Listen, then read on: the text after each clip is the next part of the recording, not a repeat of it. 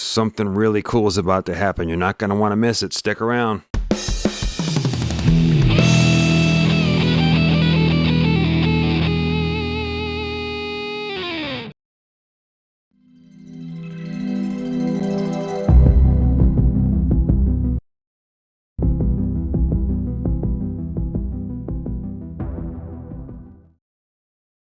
Welcome back. So there are 9 songs on Injustice for All, 5 of which had their bass tracks leaked on the Guitar Hero video game back in 2009. That means 4 of the bass tracks on that album were never heard by more than a handful of people. That is, of course, until Ian Rushforth made multiple track separation software bass stems of the rough mixes of those 4 songs and merged them into bass super stems, making the 4 bass tracks that used to not exist suddenly exist. But the story gets so much better because this time last year, when I was hard at work automating every single note that Ian and I could find in these bass super stems, Ian was hard at work tabbing them. That's right, Ian not only made the 4 Injustice for All bass tracks that used to not exist, but he also made bass tabs for them, and they came out killer. So if you have not been to the YouTube channel of my good friend, long-term friend of this channel, and co-contributor of the Metallica Re-Remastered series, there's never been a better time to do so. And, as you will see at the end of this video, Ian has a good amount of content that's about to drop on his channel that is related to the series. And then one last note for the 4 bass tab videos. Each video has the bass tabs featured 3 times. The first time, they're mapped over the bass only so you can hear the bass and see what Jason is playing. The second time through, they're mapped over the loud bass de-remastered version so you can play along with the song and still hear the bass. The third time through, they're mapped over the final mix re-remastered version. This is where you can take what you've learned and apply it to surviving as Jason in a Metallica song. So first, as you see these images for the first time, don't worry. They're going to be larger and on both sides of the screen in the 4 videos for the bass tabs that are on Ian's channel. Ian hand-wrote these tabs, shared them with me, and I assembled them into videos for each of the 4 songs. They're going to be wider and easier to read on Ian's channel. Eye of the Beholder, of course, has many bridges in Ian's tabs. The bridge to the bridge, the bridge to the verses, the bridge to the interlude, and of course the bridge to the solo on page 14 that was the subject of many jokes between Ian and myself. Stay for the end if you don't remember. The first thing to point out is the nomenclature. Now, Ian will say that we came up with ways to describe the sections of these songs, but ultimately, he named them. I merely made suggestions where I thought it was helpful. Ian at first wanted to cite Harvester of Sorrow as the simplest of the 4 arrangements, but conceded that even Harvester has non-traditional elements to its structure. I'd now like to take this time to counter a narrative that's been used over and over again as an excuse as to why you can't hear Jason on the Injustice for All album.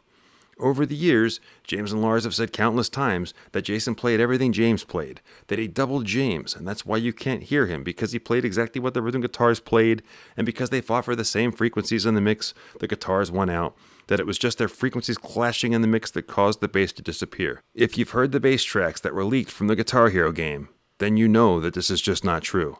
That Jason had his own game plan. That he was playing along with James's ideas loosely. Everyone also needs to keep in mind that Jason wrote the Doomsday for the Deceiver album for Flotsam and Jetsam. An album that I would put on par with, maybe even say is slightly better than Megadeth's Rust in Peace, which many people believe to be one of the great metal albums of all time. And yes, I am saying Flotsam and Jetsam's Doomsday for the Deceiver is one of the great metal albums of all time. Come at me. So did Jason play James's riffs the way James played them? The answer is loosely, but the truth is even uglier, because in reality, he played circles around everything James played, and that had to have played some small part in why he got turned down.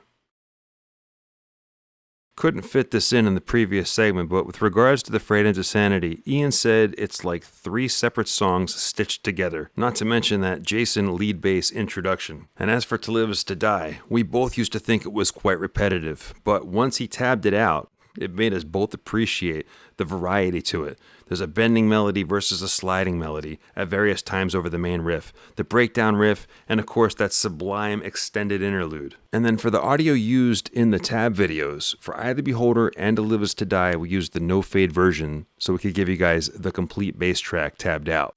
So, if you haven't been to Ian's channel yet, and you haven't yet subscribed, What on God's green earth are you waiting for?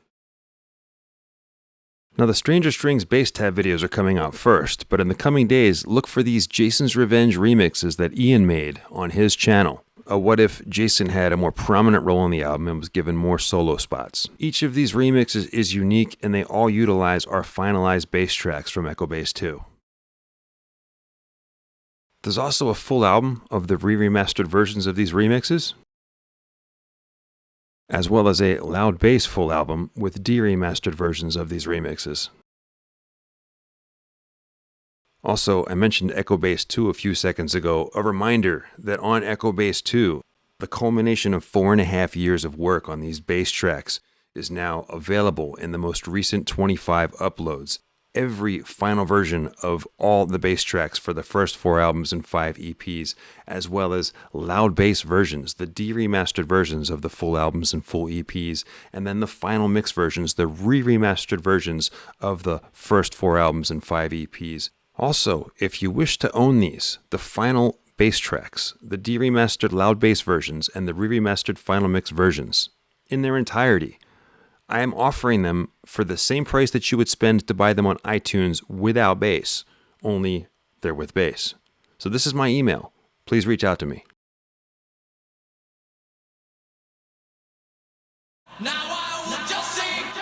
Okay, kids, I did retire 2 episodes ago, but I came back out of retirement to help Ian out with his next 15 uploads. That said, I'm going back to being retired. I'm going to go hang out with my family and play some video games. Y'all have a good one. In the meantime, thank you so much for watching. Please like and subscribe. This is the Metallica Re-Remastered series. Stay tuned for more.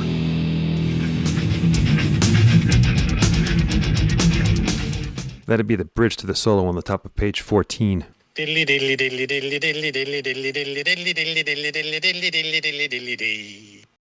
you don't subscribe to Ian's channel, then vengeance comes for you.